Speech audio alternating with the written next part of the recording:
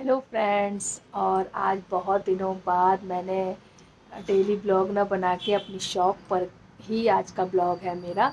तो इसमें आज मैं बताऊंगी कि जो नए बिगनर हैं या इन्होंने जिन्होंने नई शॉप खोली है तो वो लोग कैसे परेशान ना हो, क्योंकि अधिकतर जो नए बिगनर्स मतलब जो नए शॉपकीपर होते हैं, शॉप खोलते हैं या लेडीज़ खोलती हैं, तो वो जल्दी मतलब उनका मनोबल बहुत जल्दी गिर जाता है अगर उनकी 3-4 दिन या हफ्ते भर शॉप कुछ अर्निंग ना हो या बोनी ना हो तो वो बहुत जल्दी मोटिवेट होना बंद हो जाती हैं। तो ऐसा कुछ नहीं है, आपको डरना नहीं है, काम अपना करते रहना है। और इसमें मैं कुछ एक्सपीरियंस अपने शेयर करूँगी कि जब मैंने नई शॉप खोली थी तो कैसा था। तो इसलिए वो भी ना घबराएं और अपने जो जो उन्होंने सोचा है करने का वो आगे बढ़ती जाए। दिन पे दिन अपने आप तरक्की होगी। जैसे देखो, अब पहले तो सबरी ने राम जी के लिए डेली अपना घर सजाती थी, सब कुछ करती थी और उनको आशा थी कि एक ना एक दिन राम जी आएंगे। तो राम जी आए ना, इसलिए आप ऐसे ही अपना भरोसा भगवान जी पे रखिए। आज नहीं, कल नहीं, परसों नहीं, कभी ना कभी तो भगवान ज़रूर सुनेंगे। तो इसलिए आप घबराइए मत और अपना काम करते रहिए। जैसा भी होगा अच्छा होगा, जो होगा अच्छा होगा, जो नहीं होगा वो बहुत अच्छा होगा। तो इसलिए आप अपनी ड्यूटी पीछे मत हटिए अपनी ड्यूटी से। बाकी सब भगवान की मर्जी है, जो वो सोचा होगा उन्होंने आपके लिए अच्छा ही सोचा होगा। तो मैं ये बताना चाहूँगी कि जब मैंने नई शॉप खोली थी, यहाँ तो मेरी एक तरह से मैं भी नई हूँ, लेकिन जब मैं पुरानी सिटी पे अपनी शॉप खोली थी तो मैंने कम से कम 4 या 5th मंथ, शायद इससे भी हो सकता है ज़्यादा हो, हम लोग की कोई अर्निंग नहीं थी, कुछ भी नहीं था। पूरे दिन में अगर 500 का भी सामान बिक जाए तो बहुत बड़ी बात है। 500 भी मैं बहुत बड़ी अमाउंट बता रही हूँ। कभी कभी तो बोनी भी नहीं होती थी और कभी कभी 10 रुपये, 20 रुपये, 100 रुपीज़। तो जब हम मैं इतने उसमें से गुजरी हूँ, सब लोग बहुत करते थे कि नहीं ऐसे नहीं चलेगा, तुमने गलती करी है, यहाँ नहीं करना चाहिए, वहाँ नहीं करना चाहिए, ये जगह सही नहीं है, ऊपर नहीं खोलना चाहिए, वो नहीं कर, मतलब आप सबकी बातें केवल सुनो, करो अपने मन का, सुनो सबकी, करो अपने मन की। आप कोई कुछ मत सोचो कि ये नहीं है। जितना है खोलने के लिए लोग जरा जरा सा सामान रख के भी शॉप खोलते हैं। उस हिसाब से तो आज की हमने देखा है कि लेडीज़ बहुत ज़्यादा रखती। मैंने भी कोई बहुत ज़्यादा यहाँ भी स्टार्ट नहीं किया, वहाँ तो मेरे ख्याल से इससे ज़्यादा सामान था, तो भी मैं 3 से 4 मंथ खाली बैठी थी। जब फर्स्ट आपके ये मान के चलो कि जो 1 ईयर के फर्स्ट फेस्टिवल्स जितने भी होंगे सारे जाएंगे, उसमें आप केवल सीखोगे, ज़्यादा अर्निंग नहीं होगी। आप केवल इन गलतियों से आपको ये पता लगेगा कि मैं अगली बार से ये चीज़ लाऊं तो ये चीज़ यहाँ सेल आउट होगी, ये चीज़ यहाँ नहीं बिकेगी। तो अपनी दुकान का पहले आप खड़े होकर घूम के जाकर ये मंथन करिए कि यहाँ पे निकलती क्या चीज़ है, यहाँ लोग क्या पसंद करते हैं, किस तरह का कस्टमर है, किस तरह की चीज़ें लेता है, या कितने अमाउंट तक ये ऊपर जा सकता है और कितने अमाउंट तक ये नीचे जाएगा। उसके हिसाब से आप अपनी शॉप पर सामान रखिए। अगर आप अपनी शॉप पर सामान उनके उससे ऊपर रखते हो तो भी नहीं बिकेगा, अगर नीचे रखते हो तो भी नहीं बिकेगा, वो आपका पैसा फालतू। और एक बात ज़रूर ध्यान रखिए, एक कस्टमर के मंगाने पर कोई सामान मत लाइए, क्योंकि जो वो मंगाते हैं वो कभी भी नहीं लेते हैं। आप अपने हिसाब से लाइए।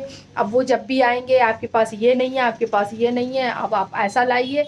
हाँ, अगर कोई पैसा जमा, आप ज़्यादा उसको ज़रूरत है तो आप कैसे करिए कि आप पैसा कलेक्ट कर दीजिए, मैं आपके लिए ला दूंगी। लेकिन उनकी बातों में नहीं आई कि अब उन्होंने ये बोला तो ये लिया, इससे आपका पैसा ही ब्लॉक होगा, कुछ भी नहीं होगा, ना कुछ सामान आएगा ना कुछ भी होगा।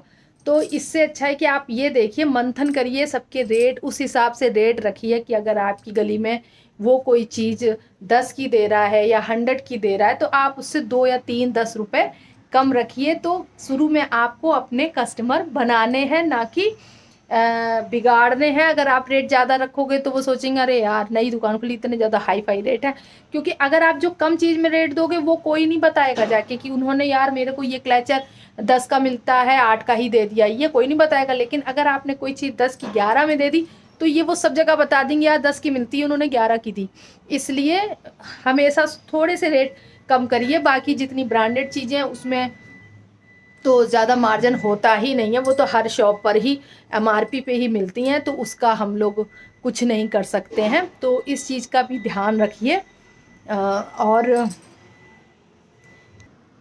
और एक चीज़ और है, अगर जिनकी नई दुकानें खुली हैं और वो अपनी दुकान अच्छी चलाना चाहते हैं तो आप एक ट्रिक और कर सकते हो।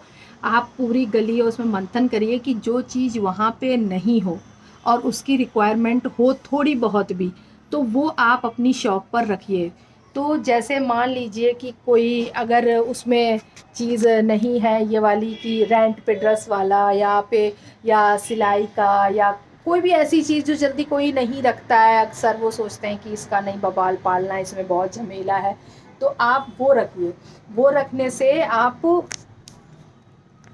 वो आपको कस्टमर ढूंढता हुआ ऊपर आएगा, और जब वो ऊपर आ गया तो 4 चीज़ें आपसे दूसरी लेगा ही लेगा, अगर उसको रेट ठीक लगते हैं। अगर ठीक लगे तो फिर वो 10 कस्टमर को भी बताएगा। और एक सबसे मेरा कड़ा एक्सपीरियंस रहा है कि अगर आपकी ज़रा सी भी गलती हुई या वो आपसे नाखुश हुआ, आपने उससे रूडली भाषा में बात की, तो वो कस्टमर भले 2 लेके आए लेकिन 8 लेके जाएगा।